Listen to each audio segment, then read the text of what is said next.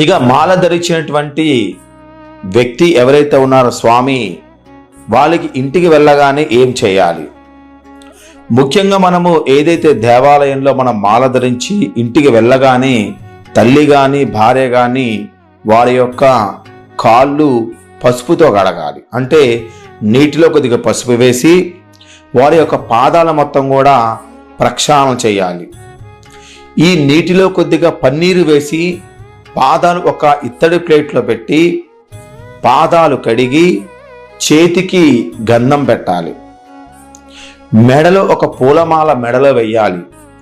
ఖచ్చితంగా చామంతి అలాంటి మాలలు మాత్రం వేయాలి. బంతి పువ్వు అసలుకి మనము స్వాములకి వేయకూడదు. స్వామికి బంతి పువ్వు వేసామంటే అది అశుభ సంకేతం.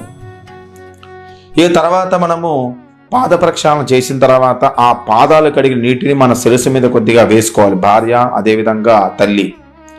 సాక్షాత్ అయ్యప్ప స్వామి వారే మీరు ఇంట్లోకి వస్తున్నట్టుగా భావించి వారి చేతికి గంధం పెడుతున్నారు. అంటే వారిని ఆవాహనం చేస్తున్నట్టు. ఇక ఇంట్లోకి రాగానే మనము పీఠం పెట్టుకోవాలి. ఇక పీఠం అనేది ఎవరు పెట్టుకోవాలంటే ఖచ్చితంగా మాల వేసుకున్న ప్రతి స్వామి కూడా ఖచ్చితంగా పీఠం పెట్టాలి. నేను ఇంటి గుడికి వెళ్తున్నాను, గుళ్ళో ఆ యొక్క స్వామివారికి ఇక మాల ధరించినటువంటి వ్యక్తి ఎవరైతే ఉన్నారో స్వామి, వాళ్ళకి ఇంటికి వెళ్ళగానే ఏం చేయాలి?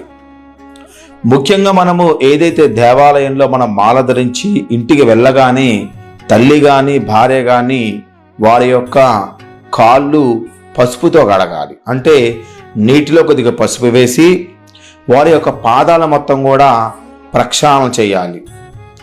ఈ నీటిలో కొద్దిగా పన్నీరు వేసి పాదాలు ఒక ఇత్తడి ప్లేట్లో పెట్టి పాదాలు కడిగి చేతికి గంధం పెట్టాలి. మెడలో ఒక పూలమాల మెడలో వేయాలి. ఖచ్చితంగా చామంతి అలాంటి మాలలు మాత్రం వేయాలి. బంతి పువ్వు అసలుకి మనము స్వాములకి వేయకూడదు. స్వామికి బంతి పువ్వు వేసామంటే అది అశుభ సంకేతం.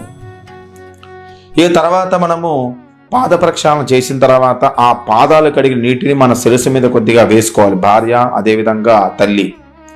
సాక్షాత్ అయ్యప్ప స్వామి వారే మీరు ఇంట్లోకి వస్తున్నట్టుగా భావించి వారి చేతికి గంధం పెడుతున్నారు. అంటే వారిని ఆవాహనం చేస్తున్నట్టు.